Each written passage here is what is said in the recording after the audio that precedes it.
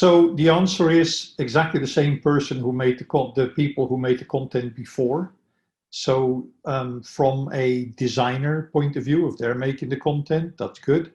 From a media producer's point of view, it's fantastic because yes, some of the AV budget that you used to spend on the AV can now go towards generating a little bit more media and doing some more stuff. And not only that, because it's so easy to update it, because we can remote update all of our systems. And in fact, at this point, most of our systems are reflected on the cloud so that we have local that is fully independent. But if you have a designer that says, hey, they're talking to a client and saying, hey, we've got more content. We want to add 10 more subtitle languages. We want to add a kid-friendly version.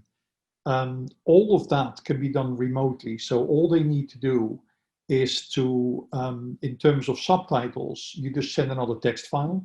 So the text, all the subtitles are contained in timed text files. So they have a time and they have text. And once you've established where your subtitle appears, then obviously adding another language is a case of finding somebody who speaks that language to do the translation for you. And you're done.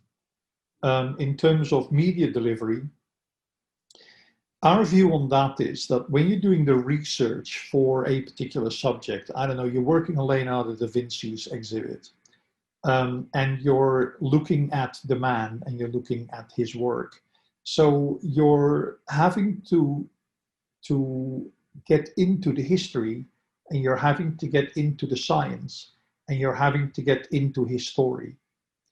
At that point, you can either try and combine it and mash something up that'll work for one type of delivery, or you can say, hey, I now understand the subject. I know quite a bit about this.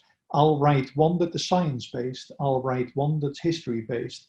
And I'll write one that will work particularly well for younger kids so that they're interested and motivated and they want to get into science. And by the way, you know, I now really know what I'm doing, so I'll write an expert version as well. That is not 4 times the amount of work. That is times and a half, maybe twice the amount of work if you push it, right? So all of a sudden, you have 4 different subjects or 4 different approaches, or 5, that you can put together depending on age, depending on preference, depending on interest, and put in the additional languages on. You want to travel that thing through Europe?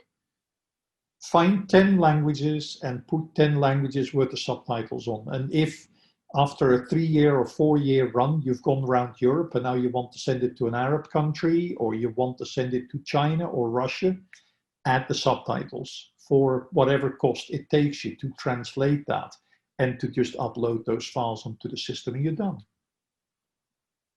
So media don't change. I mean, you know, if it's a 4K file and it's H.264 or H.265 that we spec for the file, just make sure that the other version that you want to run is the same format, and it will run it. The only thing we need to do is to tell the show controller that, hey, there aren't 2 versions, we now got 3. And here's where there's another major difference, is that our show controller has a web server built in. So we are not saying you have to buy our touchscreen to control this system. We are saying we have a web server. So we put pages together for different people. And if I want to add another language, I'll put another button on one of the pages that we generate. And you can control that from your iPhone, from your Android phone, from your iPad, from your Android thing, from your Amazon Fire tablet, your Microsoft Surface, whatever you want to do. Just pick something that you're comfortable with and it'll work. So adding that additional language does nothing. Next time you dial that page up as a docent, oh look, I've got an additional language. That's how easy this stuff is.